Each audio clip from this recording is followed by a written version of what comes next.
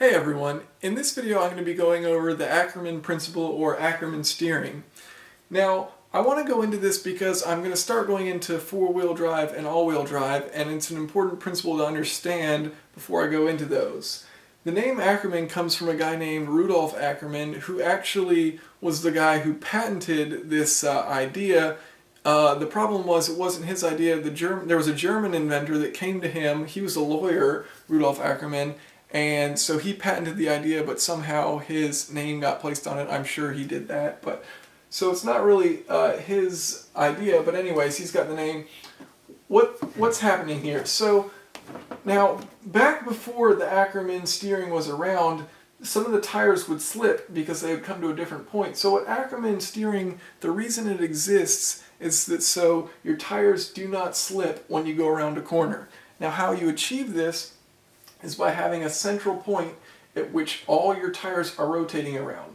So you can see that the angle of this tire, this inside left tire, is going to be greater than this outside right tire.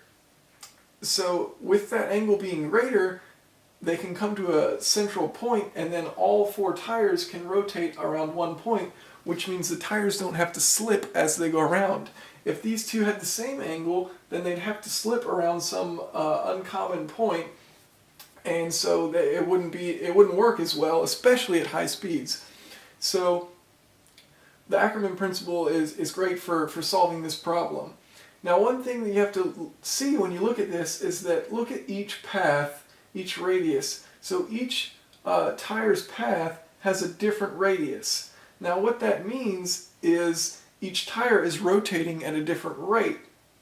So the one on the outside travels a further distance than the one on the inside in the same amount of time. So it's rotating more quickly.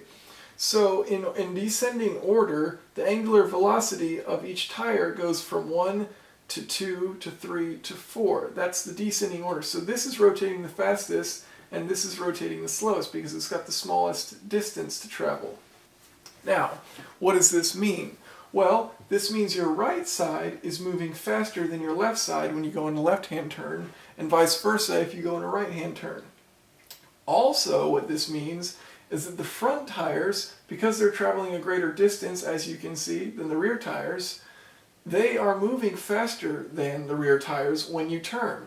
So this is the real reason that you need a differential in four-wheel drive. If you're in four-wheel drive on a pavement or something like that where you have enough traction, enough grip, then you're going to need a differential so that you can split the speeds between the front tires and the rear tires. Otherwise, you're going to have some buckling. It's not going to work out, and you're going to wear the tires and you're going to be slipping. You'll have understeer.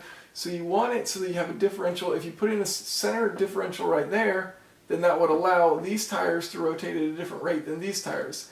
And then you'd put in a differential at the front and a differential at the back, and that would allow each of these two tires to once again rotate at different rates. So this is important before I go into my four-wheel drive and all-wheel drive explanations, so I really hope this makes sense. And then I'll be going into these more complicated ideas of four-wheel drive and all-wheel drive.